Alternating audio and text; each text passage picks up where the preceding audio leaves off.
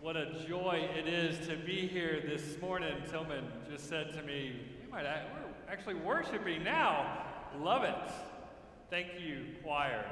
Earlier this week, I sent Nathan Frank an email saying, can we push the altar table back just a little bit because I like to wander when I preach. I can get used to this. Thank you. Thank you very much. A few introductory comments. Yesterday was mine and my wife's 11th year anniversary. We've been married 11 years. Thank you. Best 11 years of her life, no doubt. In the 9 o'clock service, she was here, and so I said the best 11 years of my life. You know, balance. Marriage is about balance and keeping it all together. My dad was at the 9 o'clock service, and so what a joy it was to have him a part of the worship. He has always been one that has supported me. Growing up, we would have sat right back there, 2/3 of the way back on the right side here, every Sunday. That is the way I grew up. So it was a joy to have my dad here at 9 o'clock. I hope you're doing well. This parable this morning is a familiar one, isn't it? Warren Buffett is quoted as saying, rule number 1 of investing is don't lose money. Rule number 1 of investing is don't lose money. Rule number 2, don't forget rule number 1. The genius is its simplicity, isn't it? Of course, whenever we invest in a house, in a market, whatever it is that we're investing in, the one thing we don't want to do is lose. But the reality is, the moment we take a risk, the moment we invest in something, there's a high chance we're going to lose. Prices fluctuate, things happen, go up and down, and so while it is a genius quote, it is also impossible. Because the moment we make an investment, we stand the chance of losing, don't we? Perhaps some of you know that lesson all too well. Investing in a sure thing, only to find loss. This parable is about investing. It's about a master who goes away on a long journey and he gives 3 men talents. Notice it's differing number of talents. It's not the same. We would love a world where everybody is given the exact same thing, but the reality is they're given different amounts according to their ability. This morning, as I looked out in the 9 o'clock service, the Kratzers were sitting right here. And I said, like the Kratzers, they have like 18 kids. And some of us have none. That's life, isn't it? Sometimes we look at others and we say, a person has more. Is that fair? And yet that's what we're told. Then the master goes away giving the talents. 1 5, one person gets 2, and then one person gets 1. Now we've kind of turned this into talents as gifts and graces. What's your talent? Can you play soccer? Can you sing in the choir? Can you play the organ? What are your talents? What are your gifts and graces? But the context of this parable is not gifts and graces. It's not talents, plural. It is a talent. A talent is a measurement. In fact, it's the largest measurement used in the New Testament. A talent is 75 pounds of gold. Now it's gold and silver, but silver hasn't really maintained its value, so I'm using gold. Back when the parable was told, gold and silver would have had similar values. Now that's not the case. Think about this for a minute. How much is 75 pounds of gold worth today? Anybody sold gold lately? It's about $1.2, $1.3 million.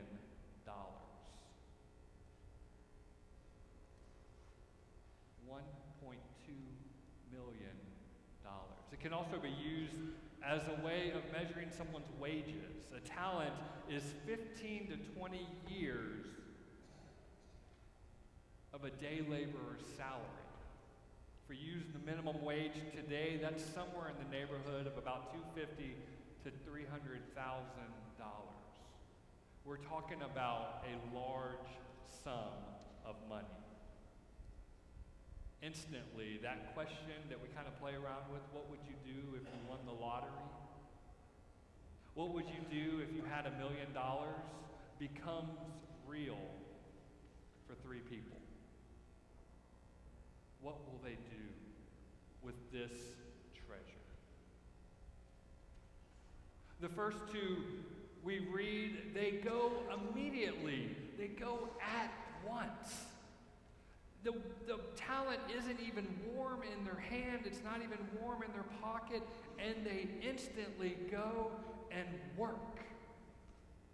Sometimes I think in the church, this word work is a four-letter word. We have it as the antithesis of grace. But the gospel calls us to work. These first two instantly go and work. They invest the talents they have. They don't ask a bunch of questions. They aren't paralyzed by analysis. They aren't looking around to say, what about this? What about this? They aren't looking for instructions. Notice there's almost no instruction given.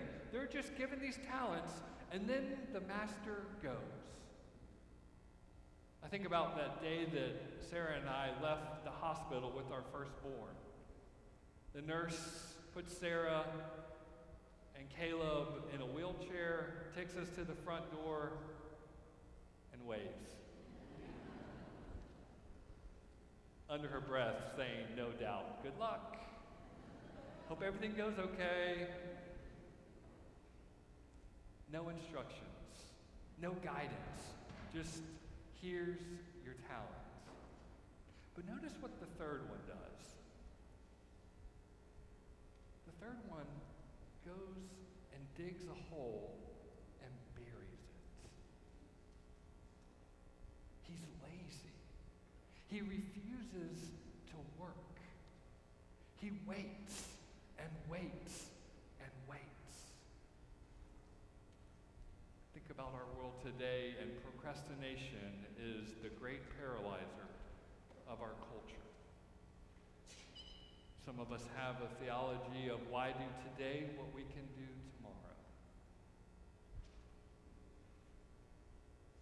The third one goes and digs a hole and buries it. He's afraid. He's afraid to take a risk. He's afraid to invest it. He has this picture of God that shapes his actions. You see, as the reader, we encounter this master as one that's generous. He's just given the least of these $1 million. That's incredibly generous, and said, go. It's incredibly gracious. And yet the third one has this picture of God.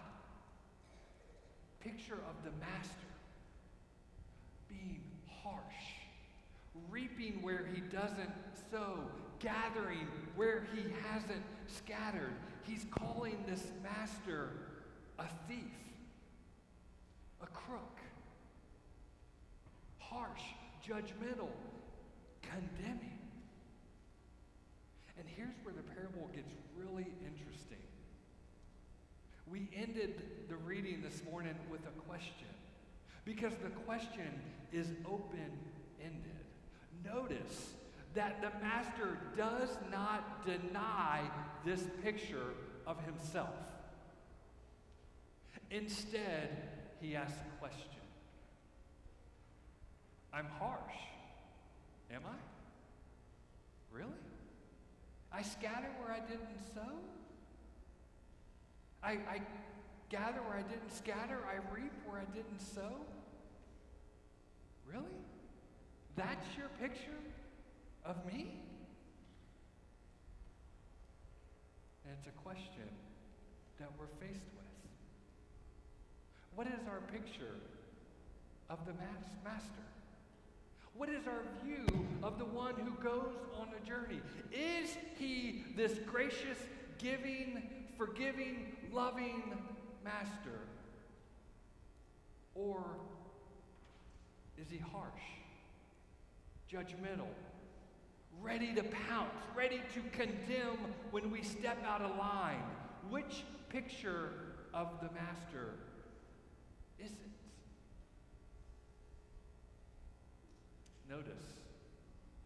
Notice that the standard in which the man judges the master is the standard on which he is judged.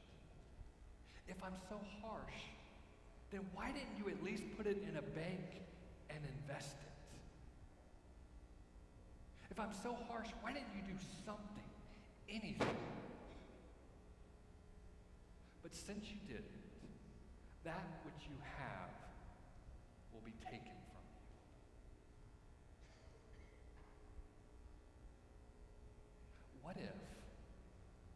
What if our view of God becomes who God is? I'm going to ask that again. What if our view of who God is becomes who God is? Now, I'm not suggesting that we can change the nature of God. But what I am saying is that in very real, tangible ways, perception becomes reality. If one has a gracious, forgiving, understanding, giving view of God, that's the God they experience, isn't it? And if one has this, I'm holding grudges, I'm condemning, I'm harsh, I'm legalistic, stay in the line or else you will be punished. This world is just a test. You just have to endure the test, just get through it. What if that view becomes who God is to you and me?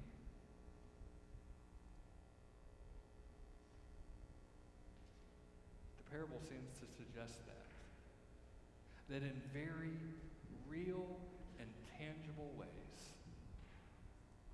perception becomes reality. The first two have a very gracious and giving understanding of the master. And so they go out and instantly go to work. The third is paralyzed by his perception of who the master is. And so he goes and hides. He digs the talent, digs a hole and puts the talent in it. When it comes to a talent, we can spend it, waste it, or invest it. Spending it is kind of a neutral thing. We spend a talent often. Think about the temperature dropping here, and what do we know? It's our gas bill is going to go up, and so we're going to have to spend. Many of you after this service are probably going to go out to lunch. You're going to spend money. Maybe you'll eat leftovers, but in one way or another you'll spend it. And then there's wasting the talent.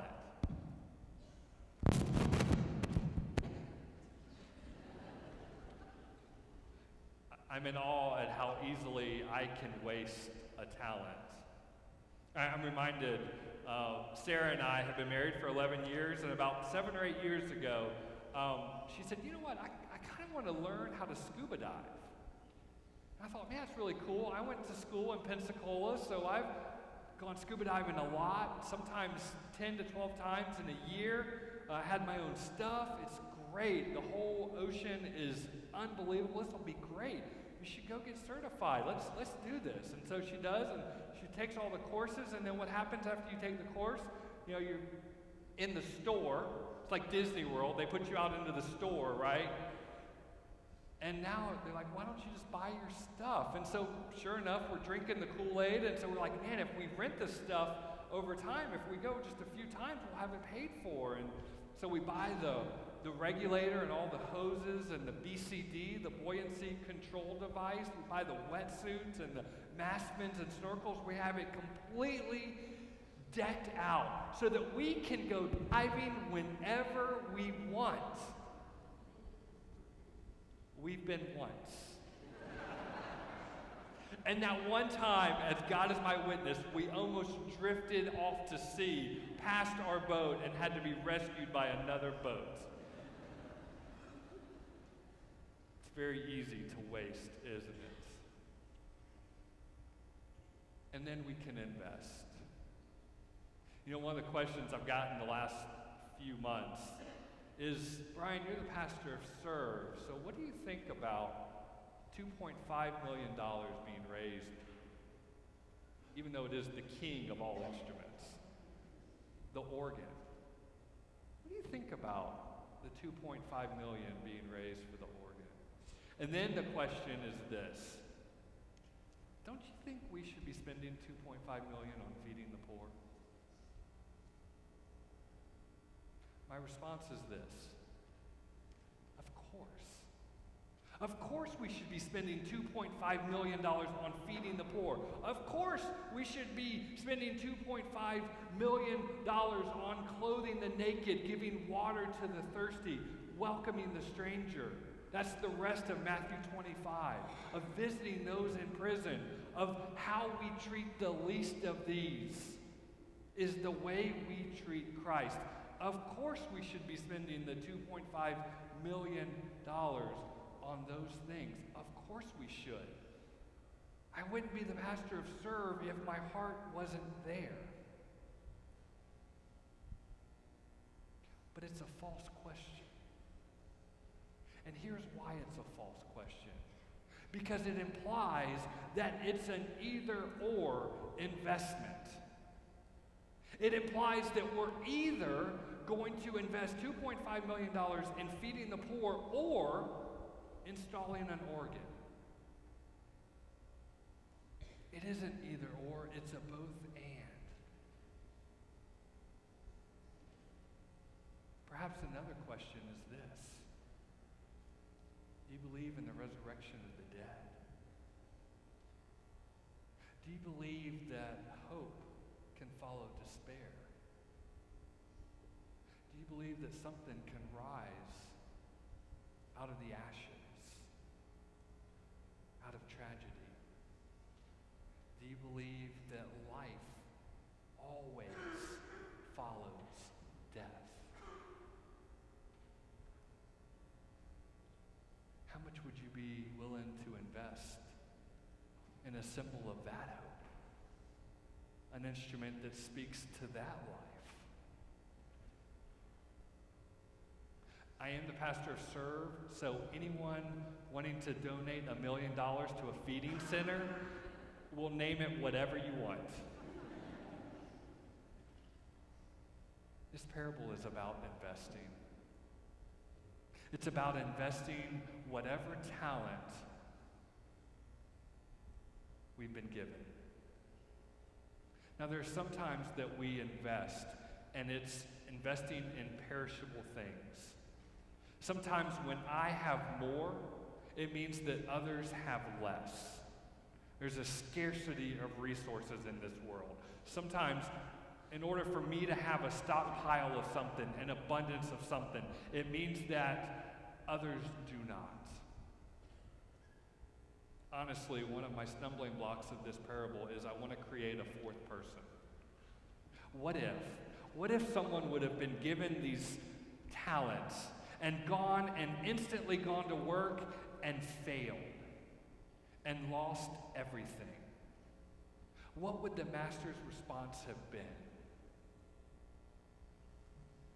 We sort of get that in a few chapters previous to this. There's another parable of a talent where a man comes and he's lost 1,000 talents, thousands of talents, and the master forgives him of the debt. I think that parable is meant to be heard as we read this one. But alas, we don't have a fourth person. We don't have someone who went and invested and lost.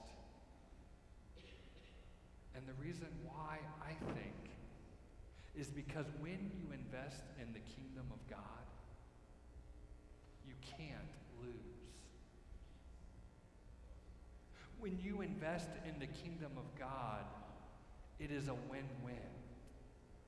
When you invest in the eternal, that which multiplies over the entire world. It isn't that mine multiplies and someone else divides, but when I multiply this, the whole world experiences a multiplication.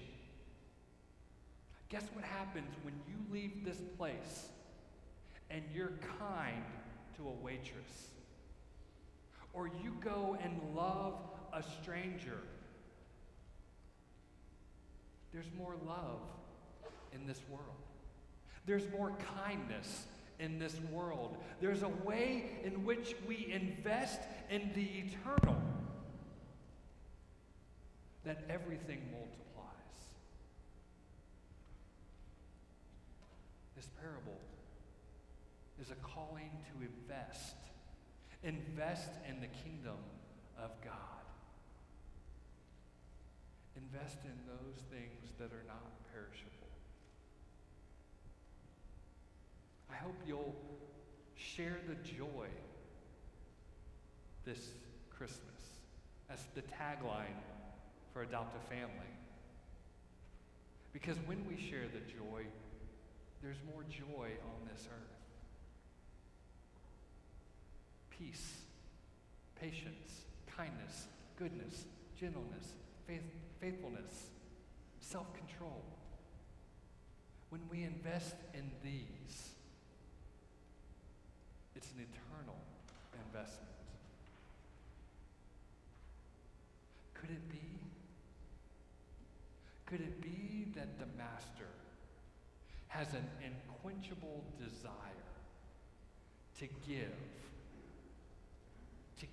abundantly, to give so much that even creation can't return, can't continue to give it enough?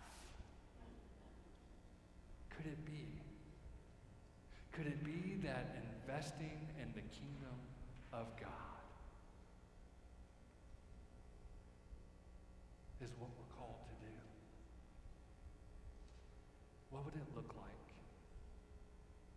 What would it look like if we invested our talent